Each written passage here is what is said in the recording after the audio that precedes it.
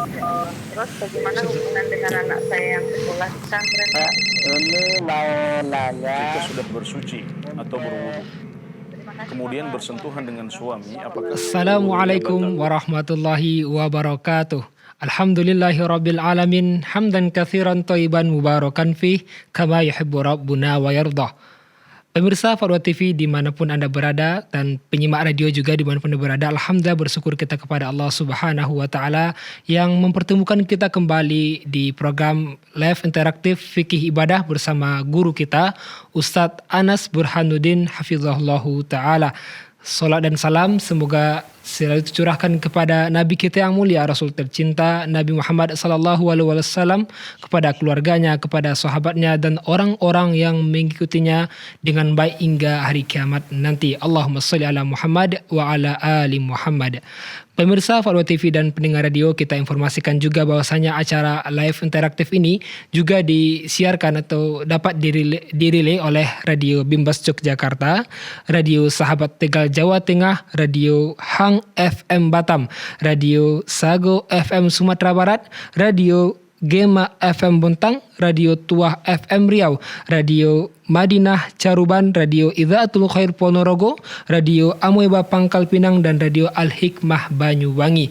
Dan bagi pemirsa yang ingin berpartisipasi, yang ingin bertanya langsung berkaitan dengan tema kita fikih ibadah, bisa menghubungi di nomor 0331 5446 087, 0331 5446 087. Dan selalu kita ingatkan ketika telah terhubung bersama kita, harap volume televisinya dikecilkan atau cukup dengarkan via telepon saja agar suara dapat didengar dengan jelas. Dan alhamdulillah pada kesempatan ini telah hadir bersama kita pemateri kita Ustadz Anas Burhanuddin Hafizahullahu Ta'ala. Beliau merupakan salah seorang anggota Dewan Fatwa Perhimpunan Al-Irsyad. Assalamualaikum Ustadz. Waalaikumsalam warahmatullahi wabarakatuh. Kaifahalukum Ustadz? Alhamdulillah bikhair, baik. Semoga antum juga, para pemirsa dan pendengar juga senantiasa dalam perlindungan Allah Subhanahu wa Ta'ala. Tidak bisa salaman Ustadz ya? Ya, alhamdulillah. Jaga jarak Ustadz ya. Tidak harus salaman, dan seperti itu protokolnya kita ikuti para ahli dan waliul amr kita dalam hal ini. Alhamdulillah. Ya. Barakallahu fikum Ustadz atas waktunya. Kita bukan Ustadz, langsung saja sebagai mukadimah kita berupa nasihat untuk kita dan pemirsa kita yang sedang menyaksikan. Pada Ustadz.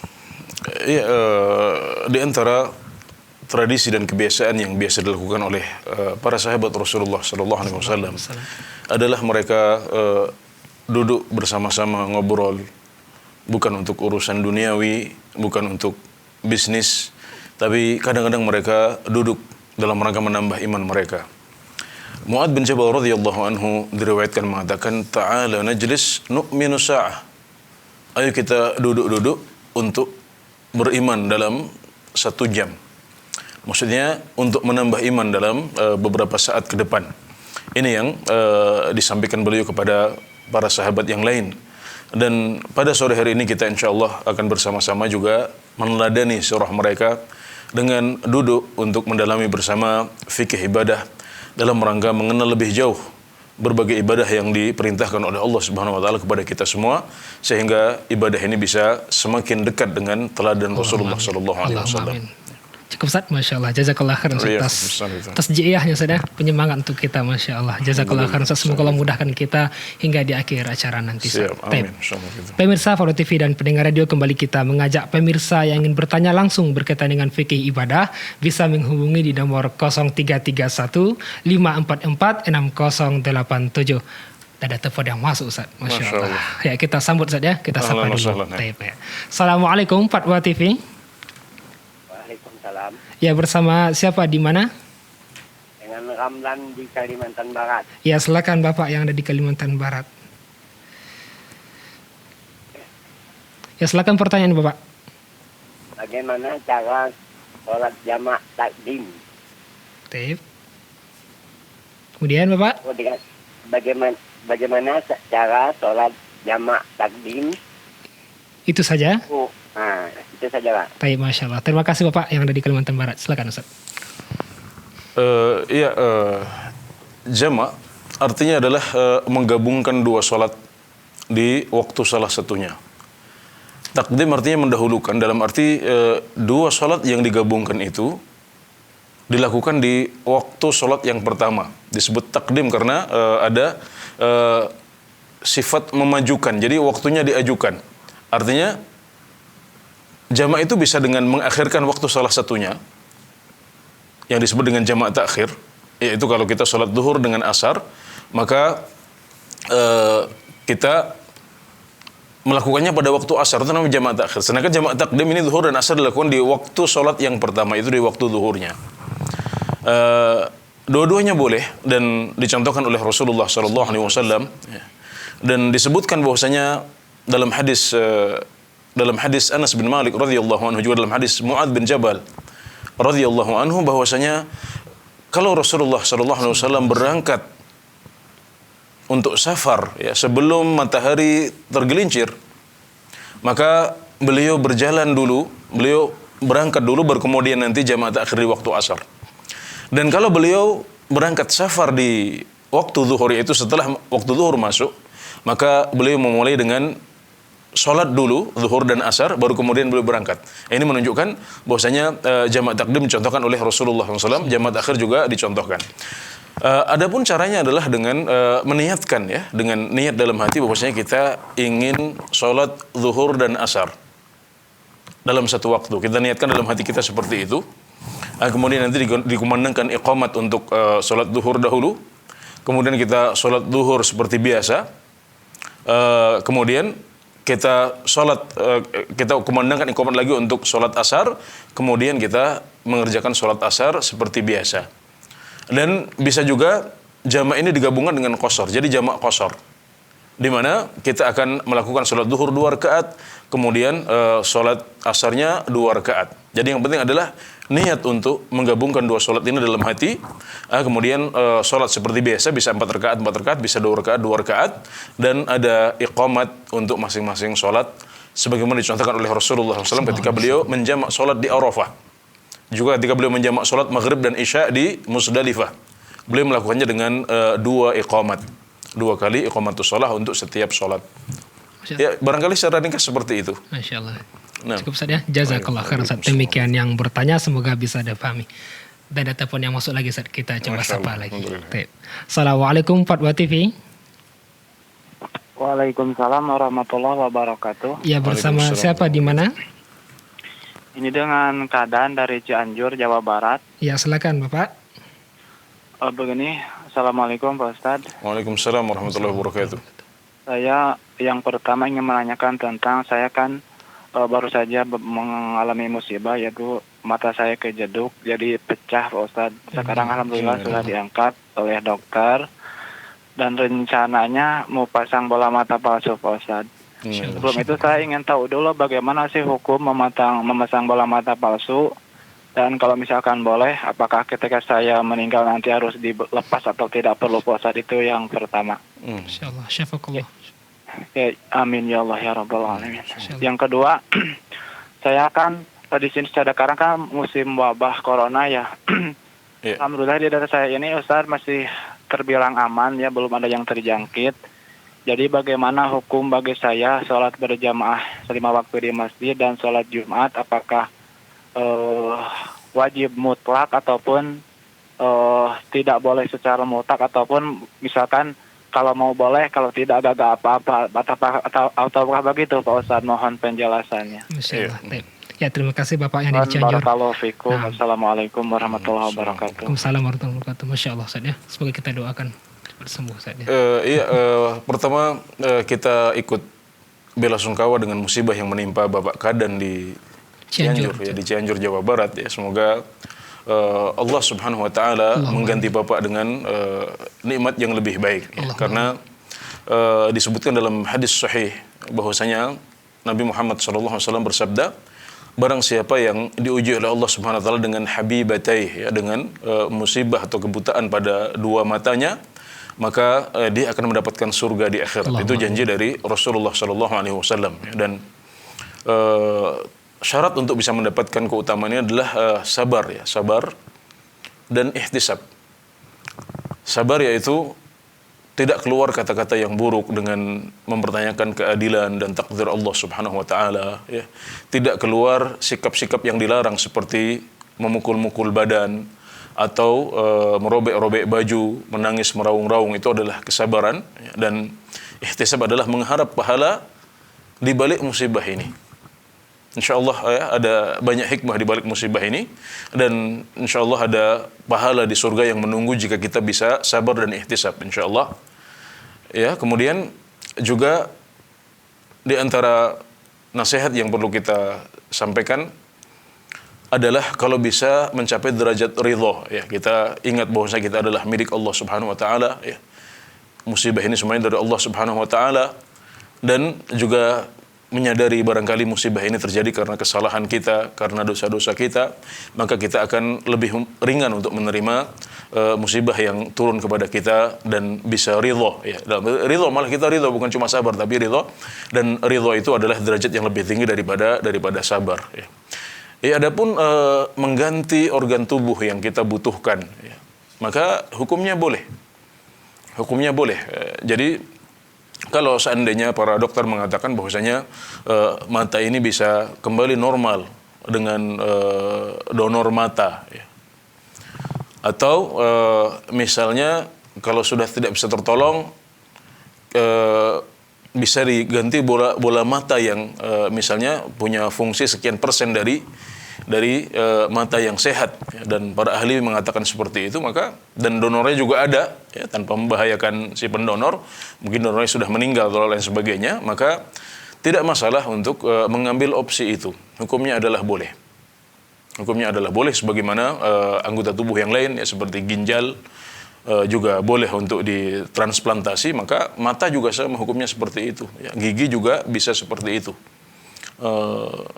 Di zaman Nabi Muhammad SAW, ya, ada sahabat yang hidungnya patah ketika berjihad, ya, maka kemudian diganti atau ditutup dengan emas oleh sahabat tersebut dengan izin dari Rasulullah SAW.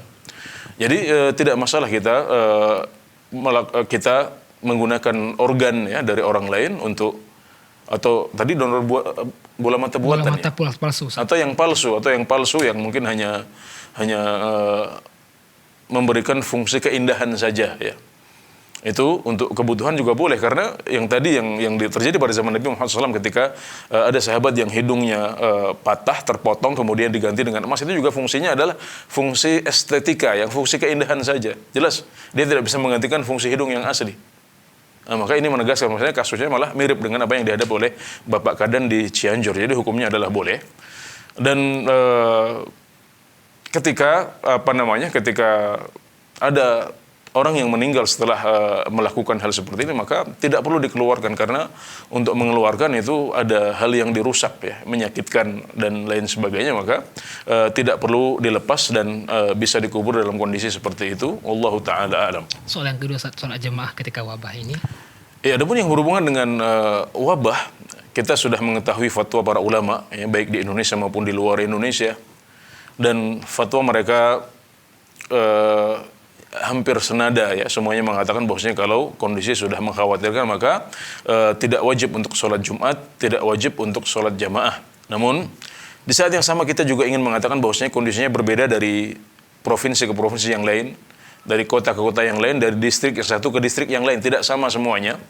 Maka kalau seandainya memang masih hijau, belum ada masalah, ya, dan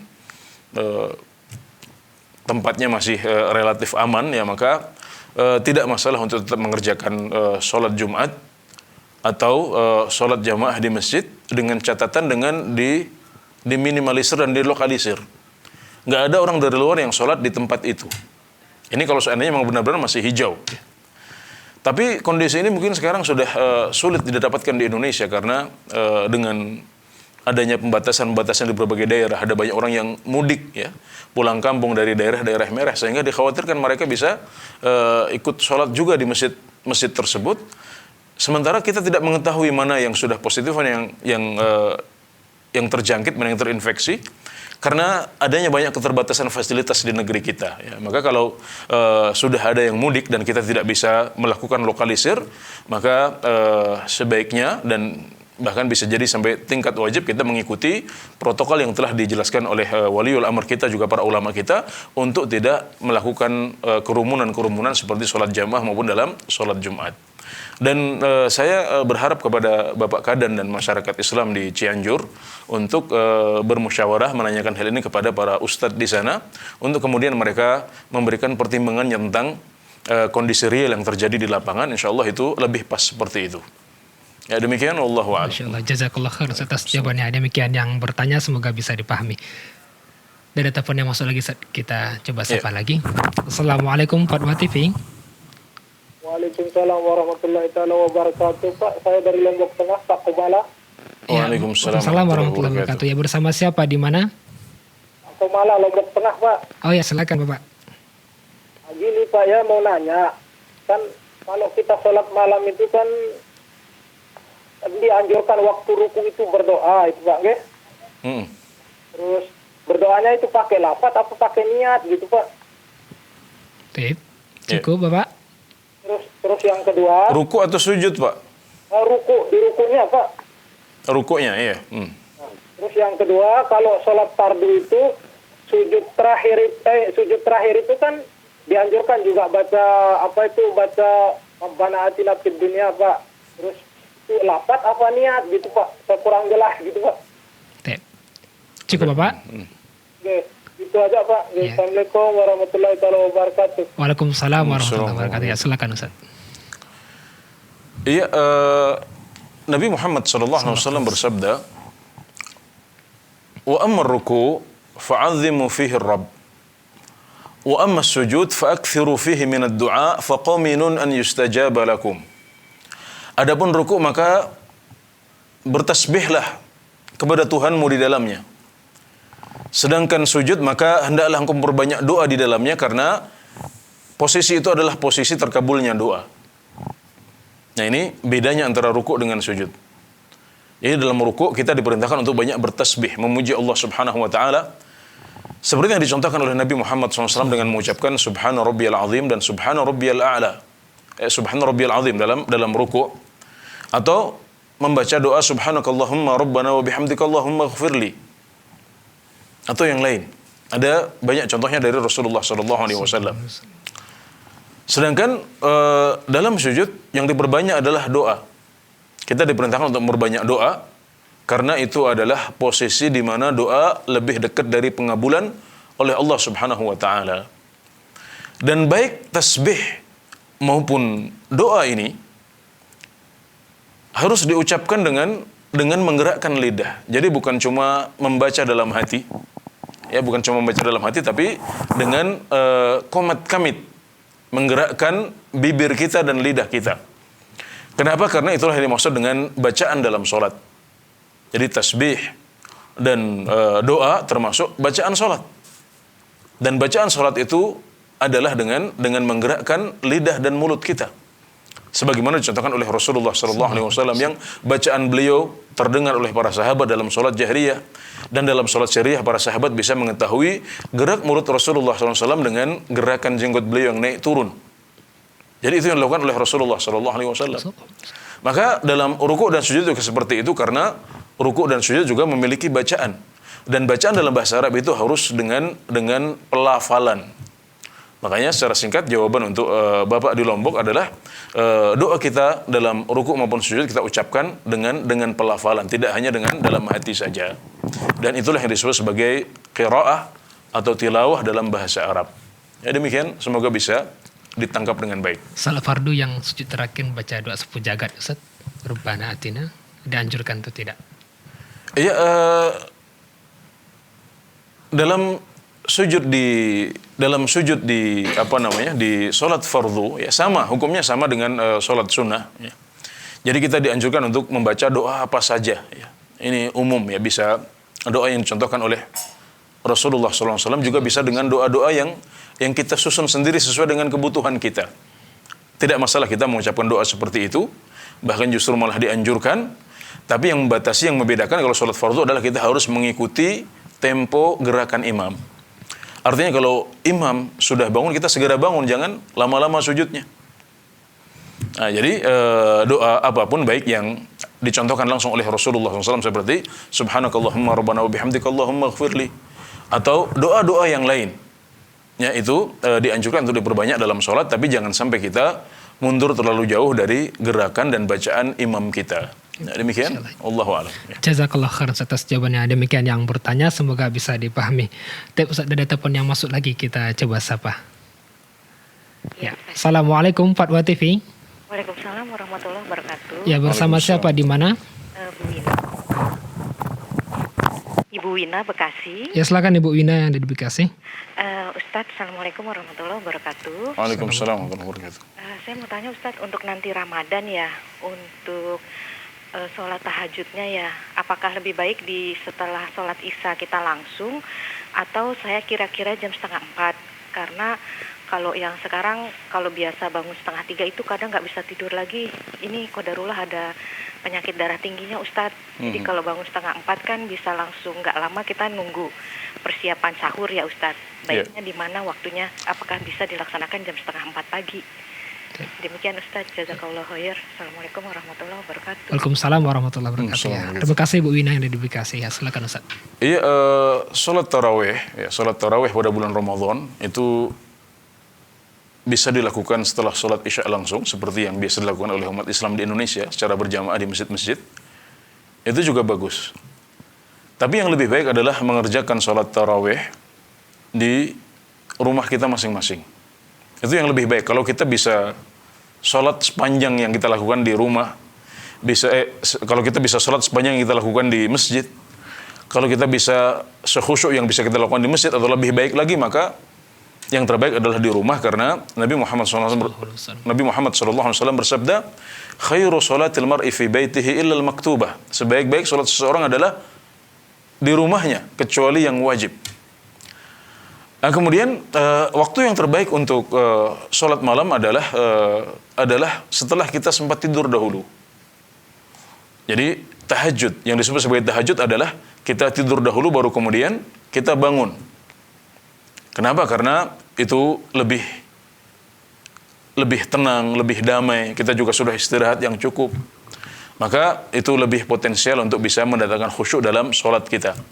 Dan itu yang kita rasakan. Kita bisa merasakan itu. Bedanya antara kalau kita sholat dalam keadaan capek dengan sholat setelah kita istirahat dan bangun dalam keadaan fresh untuk kemudian melakukannya. Dan yang terbaik adalah pada sepertiga malam yang terakhir, karena itu adalah waktu mustajab. Waktu di mana Allah turun ke langit dunia, kemudian mengatakan, siapa yang meminta kepadaku, aku akan beri. Siapa yang beristighfar kepadaku, aku akan ampuni dia. Dan waktu yang ditanyakan oleh Ibu Wina di Bekasi tadi menyebutkan jam setengah empat, ya, jam setengah 4 ini juga masih masuk sepertiga malam yang terakhir ini. Maka silahkan ya, kalau seandainya waktunya tidak terlalu mepet dengan waktu sahur, Anda masih bisa qiyamul lail atau tahajud dan tarawih ya, sebanyak 8 rakaat atau 10 rakaat, maka itu sangat bagus sekali ya. Sangat bagus sekali. Dan kalau kita biasa sholat lebih panjang, kemudian karena pertimbangan sakit tadi kita nggak bisa panjang-panjang, kita hanya bisa setengahnya saja, biasanya 8, akhirnya kita cuma sholat 4, itu juga tidak masalah. Dan kalau kita melakukan itu karena sakit, maka kita tetap mendapatkan pahala 8 rakaat yang biasa kita lakukan sebelum kita sakit. Alhamdulillah, rahmat Allah maha luas. Kita berdoa semoga Allah memberikan kepada kita taufik untuk bisa sampai kepada bulan Ramadan, dan memberikan kepada kita semuanya taufik untuk bisa mengisinya dengan berbagai ibadah yang mabrur dan diterima oleh Allah Subhanahu wa taala. Dan juga semoga diangkat saja wabah ini sebelum Ramadan insyaallah. Ya, dan kita berharap semoga musibah yang menimpa kita ini sekarang tidak menghalangi kita untuk bisa beribadah dengan baik di bulan Ramadan, dan semoga juga diangkat. Allahumma amin. Sebelum Ramadan tiba. Amin. Jazakallah khairan atas jawabannya. Demikian yang bertanya, semoga bisa dipahami. Kita bacakan lagi soal setelah kita angkat telepon, kita baca lagi soal sambil menunggu teleponnya masuk. Ini masuk lagi ya. Ya. Ini ada pertanyaan dari Dili di Jawa Barat. Assalamualaikum warahmatullahi wabarakatuh. Ustaz, di masa COVID-19 ini dan kita harus berada di rumah, bila ada 2 orang dewasa di rumah, bolehkah melaksanakan sholat Jumat di rumah hanya berdua saja, Ustaz? Pada Ustaz. Ya, sholat Jum'ah berdua. Ya, ini masalah khilafiyah di antara para ulama. Karena sebagian ulama berpendapat bahwasanya salat Jumat itu dibatasi jumlah pesertanya. Nah, kemudian mereka berbeda pendapat, ada yang mengatakan minimal 40, ada yang mengatakan minimal 12. Tapi pendapat yang lebih kuat bahwasanya permasalahan ini tidak dibatasi, ya. Tidak ada batasan angka tertentu dari Rasulullah sallallahu alaihi wasallam, ya. Ini pendapat yang lebih kuat dalam masalah ini, yaitu bahwasanya barang siapa yang bisa jamaah maka terjadilah itu salat Jumat. Meskipun hanya dengan 2 orang atau 3 orang saja. Ini pendapat yang lebih kuat, Allah Ta'ala alam. Kemudian ini juga berhubungan dengan permasalahan yang lain, yaitu tentang kewajiban, ya. Apakah wajib sholat Jumat bagi orang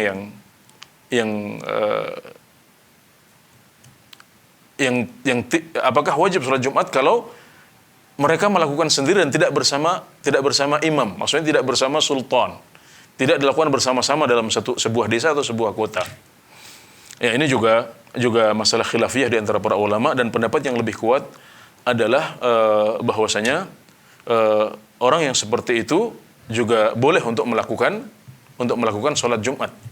Ya, tidak harus bersama sultan, tidak harus bersama raja atau presiden. Jadi memang ada beberapa aspek yang perlu kita tinjau dalam masalah ini, ya. Namun menurut hemat saya, sejauh yang saya pelajari, Allah Ta'ala alam, bahwasanya boleh, ya, bagi 2 orang atau 3 orang untuk melakukan sholat Jum'ah sendiri, meskipun itu tidak wajib. Jadi ingat, ya, jadi wajibnya enggak wajib saja. Enggak wajib, tapi kalau mereka melakukan maka hukumnya boleh. Namun perlu diingat bahwasanya sholat Jumat itu harus dengan khutbah. Jadi kalau kita memilih untuk tetap sholat Jumat di rumah bersama 2 orang 3 orang yang ada di rumah, maka ingat bahwasanya salah satu rukun Jumat adalah ada khutbah Jumat. Maka silahkan salah satu dari 2 atau 3 orang itu maju untuk kemudian menyampaikan khutbah, ya, di depan 2 orang atau 1 orang untuk didengarkan, kemudian mereka sama-sama mengerjakan sholat Jumat 2 rakaat setelah itu, ya. Jadi itu sah sebagai sholat Jumat insyaallah. Dan sekali lagi ini masalah khilafiyah di antara para ulama. Apa yang saya sampaikan adalah apa yang lebih kuat menurut apa yang pernah saya pelajari. Dan alhamdulillah ini kebetulan saya semester ini juga mengajar bab sholat Jumat. Jadi permasalahannya masih cukup segar, ya, dan ada perbedaan berapa di antara para ulama dalam masalah ini. Intinya untuk 2 orang yang ingin mengerjakan sholat Jumat bersama-sama atau 3 orang, ya, maka hukumnya tidak wajib untuk melakukan.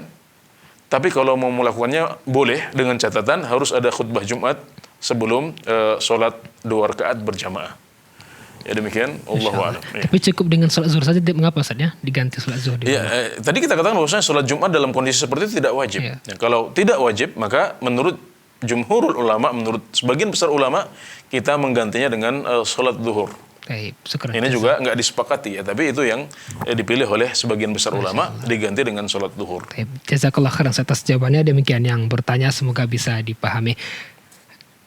Pemirsa Follow TV dan pendengar radio dimanapun berada, kita kembali mengajak pemirsa yang ingin bertanya langsung berkaitan dengan tema kita fikih ibadah bisa menghubungi di nomor 0331 544 6087 0331 544 6087. Dan kita ingatkan, ketika telah terhubung bersama kita, harap volume televisinya dikecilkan, cukup dengarkan via telepon saja. Ada telepon yang masuk sepertinya, Ustaz. Kita coba angkat. Kita sambut, ya. Baik, belum ada, Ustaz. Terputus, Ustaz. Ya, kita bacakan lagi soal yang telah masuk dari saudari Erni, Ustaz, di Lampung. Ustaz, apakah benar kita tidak boleh berwudu di kamar mandi yang ada WC-nya karena kita tidak boleh atau dilarang baca doa di dalam kamar mandi yang ada WC-nya, Ustaz? Dari telepon lagi yang terputus tadi, Ustaz. Dari tersambung lagi, ya. Kita coba sapa. Assalamualaikum Fatwa TV. Waalaikumsalam warahmatullahi wabarakatuh. Hamba Allah di Bengkulu. Ya, silakan hamba Allah di Bengkulu. Ustadz, apakah masih dianjurkan sholat tahajud di bulan Ramadan? Maksudnya apakah itu tidak digantikan sholat tarawih? Itu yang pertama. Yang kedua, apakah khutbah itu termasuk rukun Jumat, sehingga tadi penjelasan Ustadz boleh tidak adanya khutbah atau boleh, mungkin saya kurang paham. Atas jawabannya, jazakallahu khairan. Wassalamualaikum warahmatullahi wabarakatuh. Waalaikumsalam warahmatullahi wabarakatuh. Masya Allah. Silakan, Ustaz. Oke, yang pertama Ibu ya, tidak ada kontradiksi antara tarawih dengan tahajud ya. Jadi tarawih itu artinya adalah sholat yang diseling-seling dengan istirahat. Jadi karena sholat-sholat ini kan panjang ya. Jadi Nabi Muhammad SAW biasa menjalankan 13 rakaat atau 11 rakaat. Kemudian diriwayatkan dari sebagian khulafaur rasyidin mereka sholatnya sampai 23 rakaat. Maka sholat ini dipotong-potong. 2 rakaat salam, 2 rakaat salam, 2 rakaat salam. Dan oleh karenanya kemudian disebut sebagai tarawih. Kenapa? Karena ada banyak istirahatnya. 2 rakaat salam, 2 rakaat salam. Di sebagian masyarakat, dan ini juga sahih, ya 4 rakaat salam. Itulah disebut sebagai tarawih. Dan tarawih ini lebih identik dengan apa yang dilakukan pada bulan Ramadan. Jadi sholat qiyamul lail pada Ramadan dikenal sebagai sholat tarawih. Dan sholat ini sebenarnya tidak hanya khusus pada bulan Ramadan. Ya, jadi kalau kita di luar bulan Ramadan melakukan ini, maka itu juga menjadi sunnah yang dicontohkan oleh Nabi Muhammad SAW. Dan yang membedakan dengan tahajud adalah tahajud itu dilakukan setelah tidur dulu. Nah, jadi kalau kita sholat setelah Isya ya bersama umat Islam yang lain di masjid, kalau seandainya itu memungkinkan nanti ya, maka itu namanya tarawih.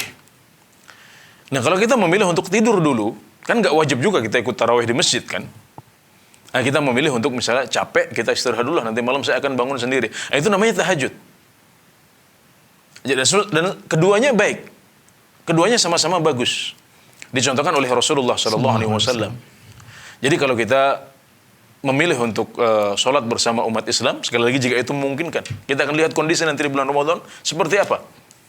Kalau seandainya mungkin, maka kemudian kita sholat setelah Isya, maka itu namanya tarawih.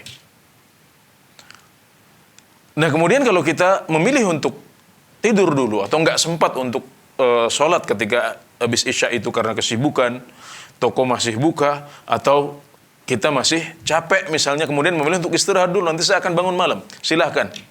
Nah, kalau kita melakukan sholat qiyamul lail kita ini setelah tidur, maka itu namanya tahajud. Makanya para saudara kita umat Islam di Saudi Arabia ya, mereka malah menggabungkan antara keduanya. Jadi tarawih setelah Isya ada, nanti tahajud juga ada lagi. Nah, ini biasa dilakukan di 10 malam terakhir. Bukan cuma di Saudi Arabia, tapi juga di banyak penjuru dunia, di banyak belahan dunia, mereka biasa menggabungkan antara tarawih setelah Isya, nah, nanti nggak witir dulu biasanya, ditambah dengan tahajud, untuk kemudian diakhiri dengan witir menjelang sahur. Jadi dua-duanya adalah baik. Kalau kita lakukan setelah Isya itu namanya tarawih. Kalau kita lakukan setelah kita tidur itu namanya tahajud, dan boleh digabungkan. Boleh kita tarawih dulu, kemudian nanti di malam hari kita tahajud lagi. Maka itu baik saja. Nah, kemudian yang kedua tentang apakah khutbah Jumat itu termasuk rukun dalam sholat Jumat? Ya, jawabannya iya, karena sholat Jumat itu satu paket. Sholat Jumat itu satu paket, yaitu sholat Jumat itu dimulai dengan khutbah dahulu, baru kemudian kita melakukan sholat 2 rakaat setelah itu. Nah, ada pendapat yang mengatakan khutbah Jumat tidak wajib. Tapi pendapat yang lebih kuat adalah bahwasanya khutbah Jumat itu wajib. Kenapa? Karena Nabi Muhammad SAW tidak pernah meninggalkan khutbah ini dalam sholat Jumat beliau. Selalu beliau memulai dengan khutbah, meskipun hanya khutbah yang pendek atau sederhana. Kadang-kadang beliau hanya membaca satu surat lengkap dari awal sampai akhirnya. Itu cukup sebagai sebuah khutbah. Intinya karena Nabi Muhammad SAW tidak pernah meninggalkan khutbah Jumat ini dalam semua khutbah beliau selama bertahun-tahun. Maka kemudian sebagian besar ulama berpendapat bahwasanya khutbah Jumat adalah rukun dan kewajiban dalam sholat Jumat kita. Itu pendapat yang lebih kuat. Allahu ta'ala a'lam. Masya Allah, jazakallah khair. Dan di sana ada mengatakan khutbah itu 2 rakaatnya dari sholat zuhur dan sholat Jumatnya itu 2 rakaat lagi, Ustaz. Itu sahih nggak, Ustaz? Benar nggak, Ustaz? Iya, itu pendapat sebagian ulama. Mereka mengatakan bahwasanya dua khutbah adalah pengganti dari 2 rakaat duhur yang ditinggalkan atau yang diperpendek. Tapi ini tidak kuat, tidak kuat. Karena yang pertama, kadang-kadang Nabi Muhammad SAW itu mengerjakan sholat Jumat sebelum matahari tergelincir. Jadi sebelum zawal beliau sudah mengerjakan sholat Jumat. Nah kemudian yang kedua, kalau seandainya kita ketinggalan khutbah, maka kita nggak harus mengganti ya dengan rakaat yang lain. Ini menunjukkan bahwasanya 2 rakaat khutbah ini bukan pengganti dari 2 rakaat sholat duhur yang biasa kita lakukan di luar hari Jumat. Masya Allah, jazakallah khairan atas Memang ada jawabannya. pendapat yang mengatakan seperti itu, tapi itu tidak kuat. Nah, Masya Allah. Demikian yang bertanya, semoga bisa dipahami. Tapi Ustaz, kita coba angkat lagi dari telepon yang masuk. Assalamualaikum Fatwa TV. Assalamualaikum Ustaz. Ya, bersama siapa, di mana? Bu Rafif, Ustaz di Bukit Tinggi. Bukit Tinggi ya, Bu Rafiq Bukit Tinggi. Silakan Ustaz. Silakan Abu Rafiq di Bukit Tinggi.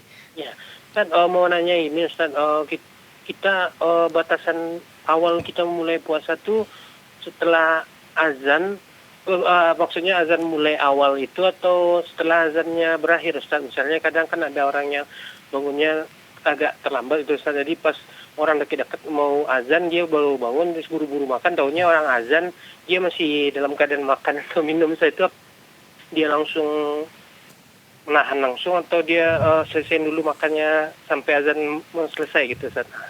Saja, Ustaz. Ya, Masya Allah. Terima kasih Abu Rafiq di Bukit Tinggi atas pertanyaannya. Silakan Ustaz. Iya, jadi batasan kita memulai puasa adalah saat awal terbit fajar. Karena Allah Subhanahu wa taala berfirman, "Fakulu washrabu hatta yatabayyana lakumul khaytul abyadhu minal khaytil aswadi minal fajr." Maka makan dan minumlah kalian sampai jelas untuk kalian tali hitam dari tali putih dari tali hitam dari fajar. Jadi kita memulai puasa kita saat fajar menyingsing. Di awal fajar shadiq ini kita sudah harus memulai puasa kita. Yang itu ditandai dengan azan subuh. Kalau muadzinnya on time. Ya, kalau muadzinnya melihat langsung fajar sudah terbit kemudian dia azan, atau memakai penanggalan, ya, memakai penanggalan, dia memakai kalender misalnya, ini jam sekian, jamnya juga nggak salah di masjid, kemudian dia kumandangkan azan, dia disiplin. Maka ketika azan itu berkumandang, maka kita sudah harus berhenti. Nah, termasuk kalau kita kadang-kadang terlambat bangun, ya, kemudian saat kita masih makan, azan sudah berkumandang dan muadzinnya sekali lagi adalah orang yang disiplin, on time, maka kita harus segera berhenti saat itu juga. Kita harus berhenti saat itu juga karena waktunya sudah masuk. Ya, meskipun ada sebagian pendapat yang mengatakan bahwasanya kita masih boleh untuk minum lagi, tapi yang lebih kuat Allah Ta'ala alam adalah kita harus segera menghentikan kegiatan makan dan minum kita karena itu sudah masuk waktu subuh, yang berarti kita sudah harus memulai puasa kita. Jazakallah khairan atas jawabannya. Demikian Abu Rafiq di Bukit Tinggi, semoga bisa dipahami. Tapi kita coba angkat lagi, ada telepon yang masuk. Iya. Assalamualaikum Fatwa TV. Waalaikumsalam warahmatullahi wabarakatuh. Ya, bersama siapa, di mana? Ini Bapak Purwadi dari Sulawesi. Ya, silakan Pak Purwadi di Sulawesi. Ya. Silakan pertanyaannya Bapak. Begini, Ustadz, saya pernah mendengar bahwa saya ini simpang siur tentang masalah pendapat. Itu masalah bacaan Al-Quran itu, waktu ada mayat, itu dibacaan Al-Quran itu dengan pahalanya itu bisa sampai apa enggak itu kira-kira? Iya, oke. Cukup Bapak? Oke. Ya, terima kasih Pak Purwadi di Sulawesi. Ya, silakan Ustaz. Iya, sebagian ulama berpendapat bahwasanya bacaan Al-Quran itu sampai. Ini pendapat sebagian ulama yang kita harus akui, itu pendapat sebagian ulama yang juga menisbahkan diri kepada Ahlus Sunnah wal Jamaah. Jadi ini khilaf di antara Ahlus Sunnah wal Jamaah. Ada yang mengatakan kalau kita membaca Al-Quran kemudian kita kirimkan pahalanya kepada orang yang sudah meninggal, maka itu sampai. Ada sebagian ulama lagi yang mengatakan itu tidak sampai. Kenapa? Karena pada dasarnya kalau orang sudah meninggal, maka putus semua amalannya. Kecuali yang dikecualikan oleh dalil. Misalnya adalah haji dan umrah. Kemudian sedekah. Ya. Ini adalah di antara ibadah-ibadah yang tetap akan mengalirkan pahala untuk orang yang sudah meninggal kalau diniatkan untuk mereka. Masalahnya adalah kemudian sebagian ulama mencukupkan dengan apa yang ada dalilnya. Tadi itu, ya. Umrah, haji, sedekah, termasuk sedekah adalah kurban. Kemudian sebagian lagi mengatakan 4 ibadah ini adalah contoh-contoh saja. Kemudian mereka kiaskan, ya, amalan-amalan yang lain seperti misalnya membaca Al-Quran. Disinilah terjadi perbedaan pendapat. Jadi titik beda pendapatnya itu dari sini. Karena ada beberapa amal yang dikecualikan seperti haji, umrah, kemudian sedekah. Kemudian sebagian mengatakan cukup itu saja sudah. Baca Quran enggak berarti karena enggak ada dalilnya. Nah, sebagian lagi berpendapat ini cuma contoh-contoh saja, ibadah yang lain juga akan sampai kalau kita niatkan untuk orang yang sudah meninggal. Mana yang lebih kuat? Kalau saya ditanya, Allah Ta'ala alam, yang lebih hati-hati adalah kita mencukupkan diri dengan ibadah-ibadah yang ada dalilnya. Tadi itu, orang tua sudah meninggal, mau dihajikan silahkan, mau diumrohkan silahkan, ya, mau kita bersedekah untuk beliau, kita punya rezeki, kemudian kita niatkan ini sedekah untuk orang tua saya. Insya Allah itu akan sampai. Itu disepakati, nggak ada khilaf di situ. Tapi untuk masalah-masalah yang masih diperselisihkan ini, lebih baik kita mengambil sikap hati-hati. Ya, khawatirnya nanti kita sudah banyak keluar biaya, kita sudah capek-capek, ternyata nggak sampai. Karena pada dasarnya pahala sudah terputus dari mereka. Itu hukum asalnya seperti itu. Kemudian ada pengecualian, maka ini yang lebih hati-hati Allah Ta'ala. Dan kemudian membaca Al-Quran untuk kemudian dikirim kepada orang yang sudah meninggal itu tidak tren di kalangan salaf. Ya. Tidak tren, artinya bukan sesuatu yang masyhur, bukan amalan yang banyak dilakukan oleh mereka. Kenapa? Karena mereka memilih untuk hati-hati. Maka ini yang lebih baik untuk kita teladani daripada yang masih belum jelas. Ya, demikian. Wallahu a'lam. Tapi sekali lagi ini masalah khilafiyah di antara Ahlus Sunnah wal Jamaah. Masyaallah, jazakallah khairan atas jawabannya. Kalau kita lihat fikih ini khilaf semua saja. Masyaallah. Betul, memang masalah-masalah amaliyah, ya, masalah fikih itu memang lebih banyak yang diperselisihkan daripada yang disepakati. Baik. Jazakallah khairan Ustaz. Demikian yang bertanya, semoga bisa dipahami. Tapi Ustaz, ada telepon yang masuk lagi, kita coba sapa. Iya, silakan. Assalamualaikum Fatwa TV. Ya, waalaikumsalam. Ya, bersama siapa, di mana? Saya dengan Lisa di Lampung. Ya, silakan Ibu. Yes, saya mau nanya, saya kan wudhu, itu kadang lupa ada 3 kali belum. Itu saya ngulang lagi nggak wudhunya, ya Ustadz? Ya. Cukup Ibu. Ya, Saudari Lisa di Lampung bertanya, apakah kalau saya ragu, saya sudah 3 kali melakukan gerakan wudhu atau belum, apakah saya harus mengulangi? Ya, jadi, Saudari Lisa perlu diketahui bahwasanya yang wajib dalam gerakan wudhu kita, dalam amalan wudhu kita, itu adalah 1 kali saja, itu yang wajib. Jadi kalau kita sudah 1 kali membasuh wajah kita, 1 kali membasuh kedua tangan kita sampai siku, 1 kali mengusap kepala kita, kemudian 1 kali membasuh kaki kita, maka itu sudah cukup. Sudah sah. Nah, saya yakin kalau Saudari Lisa ragu, tadi sudah 3 kali atau belum, itu ragunya antara 2 dengan 3. Maka berarti wudunya sudah sah. Bahkan sudah kena sunnah, ya. Paling enggak 2 kan berarti kan? Karena ragunya antara 2 dengan 3. Nggak mungkin ragunya antara 0 dengan 3. Itu nggak mungkin. Ragunya pasti antara 2 dengan 3. Maka 1 saja sudah cukup. Sudah sah. Apalagi ditambah dengan 2 itu sudah sunnah. Nah, kalau ragu antara 2 dengan 3, maka boleh kita menambah sekali lagi. Kalau memang ragu, boleh kita menambah sekali, dan itu yang lebih sempurna insya Allah. Tapi kalau ditanya apakah wajib untuk mengulangi, tidak wajib untuk diulangi. Dan Nabi Muhammad SAW kana yatawaddau marratan wa marrataini wa thalathan. Kadang-kadang beliau salat, kadang-kadang beliau wudunya 1. Kadang-kadang 2. Kadang-kadang 3-3-3. Jadi ini semua variasi yang dicontohkan oleh Nabi Muhammad SAW. Maka apa yang Anda lakukan sudah sah dan tidak perlu untuk diulangi lagi. Tapi kalau ragunya kelebihan gimana, Ustaz? 4 gitu, 5 gitu. Iya, para ulama mengatakan tidak disunahkan untuk lebih dari 3. Jadi kalau kita ragunya 3 dengan 4 ya sudah 3 saja sudah cukup. Nggak usah kita tambah dengan yang keempat. Jadi cukup maksimal 3 saja. Jazakallah khairan atas jawabannya. Demikian yang bertanya, semoga bisa dipahami. Ada telepon yang masuk lagi saat kita coba sapa. Assalamualaikum Fatwa TV. Waalaikumsalam warahmatullahi wabarakatuh. Ya, bersama siapa di mana? Assalamualaikum Ustaz. Dari Jambi. Ya, Allah. Ya silakan Ibu yang ada di Jambi. Assalamualaikum Ustaz. Waalaikumsalam warahmatullahi wabarakatuh.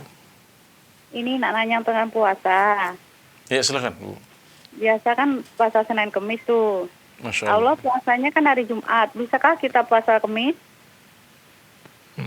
1 hari sebelum itu, Ustaz. Oh gimana Bu? Sekali diulangi. Ini biasa kan puasa Senin Kemis gitu kan. Nah, udah itu insya Allah puasanya hari Jumat pamannya kan. Bisa nggak kita Kemis tuh puasa? Oke, iya. Jadi Nabi Muhammad SAW melarang kita untuk puasa sehari atau 2 hari sebelum Ramadan. Kecuali untuk orang yang biasa mengerjakan puasa pada hari itu. Nah Rasulullah SAW an yusama yaumun aw yaumani qabla Ramadan illa rajulan kana yasumuhu falyasumhu. Nabi Muhammad SAW melarang kita untuk mengerjakan puasa sehari atau 2 hari sebelum Ramadan. Kecuali seseorang yang biasa untuk mengerjakan puasa pada hari itu, maka dia boleh untuk mengerjakannya. Maka apa yang ditanyakan oleh ibu sudah dijawab oleh Rasulullah SAW dalam hadis ini. Jadi pada dasarnya kita nggak boleh untuk berpuasa sehari atau 2 hari menjelang Ramadan. Nggak boleh mengkhususkan puasa untuk menyambut bulan Ramadan, nggak boleh.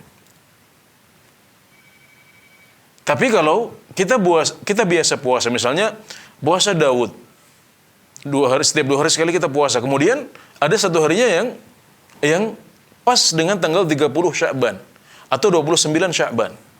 Maka silakan Anda tetap puasa pada tanggal 30 atau 29 Sya'ban itu. Sama juga kalau kita terbiasa puasa Senin Kemis, kemudian hari Kemisnya jatuh pada tanggal 29 Sya'ban misalnya. Tanggal 1 Ramadannya adalah hari Jumat. Maka Anda boleh tetap untuk mengerjakan puasa pada hari Kemis tanggal 29 Sya'ban itu. Nah ini langsung fatwa dari Rasulullah SAW. Ya semoga cukup jelas untuk dipahami. Jazakallah khairan atas jawabannya. Demikian yang bertanya, semoga bisa dipahami. Ustaz, ada telepon lagi, kita coba angkat. Assalamualaikum Fatwa TV. Waalaikumsalam warahmatullahi. Bersama Ibu siapa di mana? Hamba Allah di Papua. Ya silakan, hamba Allah di Papua. Masya Allah. Iya, Assalamualaikum Pak Ustaz. Waalaikumsalam warahmatullahi wabarakatuh. Ini mau bertanya Pak Ustaz tentang puasa gitu. Masya Allah. Masya Allah. Dulu kan semasa kita belum kenal sunnah itu Pak Ustaz. Mungkin semasa jahil lah istilahnya kan. Masa-masa sekolah dulu.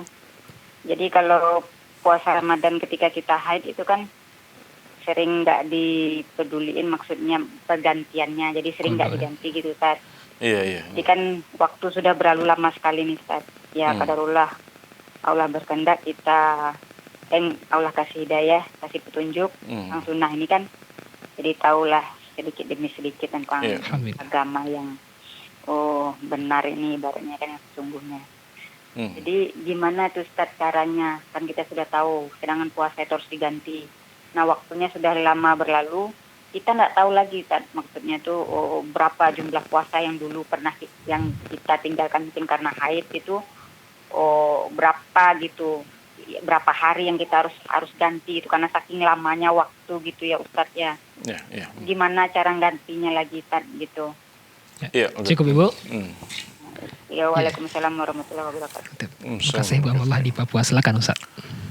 Ya, saya ingin menyinggung 2 hal dulu sebelum menjawab pertanyaan hamba Allah dari Papua ini. Ya. Yang pertama, Masya Allah hari ini banyak pertanyaan tentang puasa. Jadi ini sebuah kabar gembira. Ini menunjukkan bahwasanya saudara-saudara kita di berbagai penjuru Indonesia, meskipun disibukkan dengan isu COVID-19 dan virus corona baru, ternyata semuanya sudah bersiap-siap untuk menyambut bulan Ramadan. Ini luar biasa, Masya Allah. Dan saya berharap suasana ini juga mengingatkan kita bahwasanya sebentar lagi kita akan Ramadan. Ayo kita ikut bersiap-siap juga, jangan sampai kalah dengan saudara-saudara kita di berbagai penjuru Indonesia yang sudah bersiap untuk bulan Ramadan dan mulai baca-baca lagi, mulai bertanya-tanya lagi. Kemudian yang kedua, saya ingin ingatkan Ibu akan nikmat hidayah. Ya, alhamdulillah, masya Allah ya.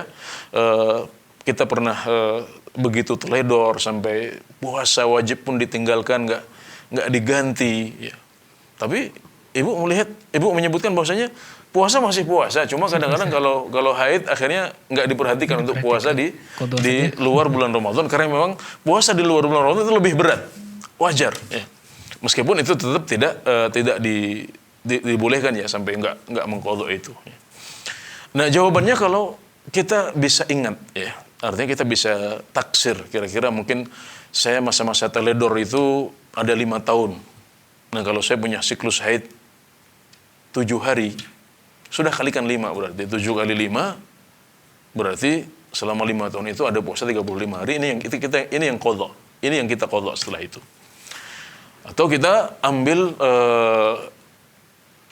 angka yang lebih aman, kalau gitu saya akan qadha 40 hari misalnya. Jadi bisa ditaksir seperti itu. Tapi kalau seandainya itu di waktu yang sangat lama dan banyak sekali yang kita tinggalkan, bahkan mungkin ada masa-masanya kita juga tidak puasa pada tahun-tahun itu, ya. Maka jawabannya cukup dengan bertaubat kepada Allah Subhanahu wa taala, ya. Menyesali apa yang sudah terjadi, kemudian bertekad untuk tidak mengulanginya di masa yang akan datang. Kemudian setelah itu diganti dengan memperbanyak puasa sunnah. Itu kalau kita saking banyaknya kita tidak bisa ingat lagi, tidak bisa tahu lagi, maka cukup dengan bertobat kepada Allah Subhanahu wa taala kemudian memperbanyak puasa sunnah. Wa atbi'is sayyi'atal hasanah. Ikutilah yang buruk dengan yang baik, niscaya yang baik akan menghapuskan yang buruk dahulu. Alhamdulillah, rahmat Allah Maha luas. Dan alhamdulillah atas nikmat taubat yang diberikan oleh Allah Subhanahu wa taala, semoga kita semuanya bisa istiqamah di atas jalan kebaikan dan taubat kepada Allah Subhanahu wa taala. Allahumma amin. Jazakallah khair Ustaz. Demikian hamba Allah di Papua, semoga bisa dipahami. Tapi Ustaz ada telepon. Iya, kita sambung. Lagi kita coba sapa. Assalamualaikum Fatwa TV. Waalaikumsalam warahmatullah. Ya, bersama Bapak siapa di mana? Dengan Bapak Ari di Banyuwangi. Ya, silakan Bapak Ari di Banyuwangi. Saya mau nanya Pak Ustadz. Ya, silakan Pak. Untuk mengenai pahala sholat jamaah itu kan 20 derajat Pak Ustadz. 27 ya. 27 Pak. Volume televisinya silakan dikecilkan lagi Bapak Ari. Iya. Ya, silakan. Mengenai pahala sholat jamaah itu kan 27 derajat Pak Ustadz. Betul ya. Apakah jamaah sama imam itu mendapatkan pahala yang sama? Itu yang pertama. Ada yang kedua Pak. Yang kedua untuk muadzin itu seperti apa pahalanya Pak Ustadz? Dan apa itu keutamaannya muadzin sama imam sholat, pahalanya seperti apa Pak Ustadz? Cukup Bapak. Sementara itu. Terima kasih Bapak. Bapak Ari di Banyuwangi. Silakan Ustaz. Iya, Nabi Muhammad SAW bersabda, "Salatul jama'ati tafdhulu salatal fadhi bi 27 darajah." Salat jamaah itu mengungguli salat sendirian sebanyak 27 derajat. Dalam riwayat yang lain sebanyak 25 derajat. Ini semuanya riwayat yang sahih dari Rasulullah SAW yang menunjukkan keutamaan salat jamaah. Dan salat jamaah yang diperintahkan kepada kaum pria adalah salat jamaah di masjid-masjid.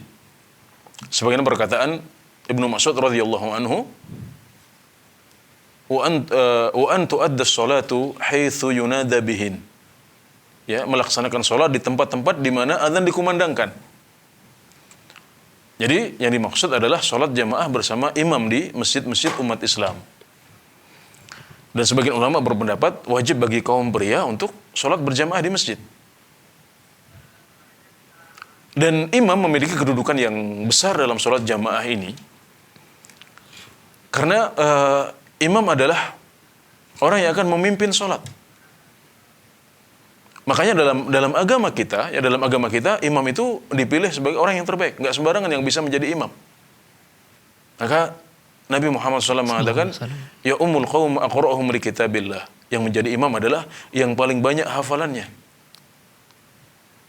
Ya, kemudian kalau sama-sama banyak hafalannya, maka yang paling paham sunnah Nabi Muhammad SAW, yang paling alim di antara mereka, yang paling paham sunnah Nabi Muhammad SAW, yang paling ulama. Kalau sama-sama lagi, maka yang didahulukan adalah yang lebih dulu masuk Islam. Kalau sama-sama masuk Islamnya bareng juga, maka baru dilihat siapa yang lebih dulu hijrah. Ini sedemikian ketat penunjukan imam dalam Islam, yang kriterianya langsung dibuat oleh Rasulullah SAW. Ini menunjukkan bahwasanya imam itu tidak sembarangan, nggak boleh sembarangan. Makanya imam nggak boleh dipilih dari orang-orang yang fasik, nggak boleh dipilih dari orang-orang yang ahlul bid'ah, orang-orang yang masih kadang-kadang musyrik. Ya, nggak boleh seperti itu. Adapun keutamaan muadzin dalam agama kita adalah bahwasanya muadzin ini akan dimuliakan oleh Allah Subhanahu wa taala di akhirat dengan menjadi orang-orang yang paling panjang lehernya. Masya Allah. Nabi Muhammad SAW bersabda, atwalun nasi a'naqan yaumal qiyamatil muadzinun. Orang-orang yang paling panjang lehernya di akhirat adalah para muadzin. Ya. Ini adalah bentuk penghormatan Allah Subhanahu wa taala kepada para muadzin yang biasa mengumandangkan azan selama di dunia. Mereka akan dimuliakan oleh Allah Subhanahu wa taala dengan diberikan kemuliaan ini. Orang-orang akan bisa melihat mereka dengan mudah. Oh, itu adalah orang-orang yang dahulu biasa azan di dunia. Mereka adalah orang-orang yang mengajak kami untuk sholat. Tentunya juga mereka bisa mendapatkan keutamaan yang lain, yaitu keutamaan mengajak sholat. Karena ad-dalu 'alal khair kafa'ilih. Orang-orang yang menunjukkan kepada kebaikan, mengajak kepada kebaikan, itu mendapatkan pahala seperti orang yang melakukan kebaikan itu. Nah, ini jadi di samping akan dimuliakan dengan leher-leher yang panjang pada hari kiamat atau pada akhirat kelak, mereka juga mendapatkan pahala mengajak orang untuk ke masjid. Jadi kalau dia bisa mendatangkan 20 orang, maka dia mendapatkan pahala 20 orang. Itu luar biasa, Masya Allah. Itu adalah beberapa dalil yang menunjukkan keutamaan muadzin, keutamaan imam, dan juga keutamaan sholat jamaah. Demikian, wallahu a'lam. Jazakallah khairan atas jawabannya, Masya Allah. Dan terima kasih kepada penanya, semoga bisa dipahami. Dan itu merupakan pertanyaan terakhir, Ustaz. Walaupun masih banyak telepon yang masuk, Ustaz. Ya, Masya Allah. Alhamdulillah. Ya, sedikit demi sedikit, 1 jam setiap pekan, tapi akan terulang di pekan yang akan datang. Semoga bisa memberikan pahala yang besar untuk kita. Dan menjadi salah satu amalan andalan kita di hadapan Allah di akhirat kelak. Allahumma amin. Jazakallah khairan atas waktunya, atas ilmu yang diberikan kepada kita, Ustaz. Semoga bermanfaat, Ustaz, ya. Pemirsa Farwa TV dan pendengar radio dimanapun berada, terima kasih kepada seluruh pemirsa yang telah berpartisipasi, dan kita memohon maaf atas pertanyaan yang belum bisa kita angkat atau yang belum bisa kita bacakan. Semoga bisa kita bertemu di pertemuan berikutnya, dan terima kasih kepada radio yang telah merilis acara kita ini, dan syukran wa jazakumullah khairan atas kebersamaan semua. Kita tutup dengan baca doa kafaratul majlis. Subhanakallah bihamdika asyhadu an la ilaha illa anta astaghfiruka wa atubu ilaika. Assalamualaikum warahmatullahi wabarakatuh. Terus bagaimana hubungan dengan anak saya yang sekolah pesantren? Ini mau nanya. Jika sudah bersuci atau berwudu, kemudian bersentuhan dengan suami, apakah wudunya batal?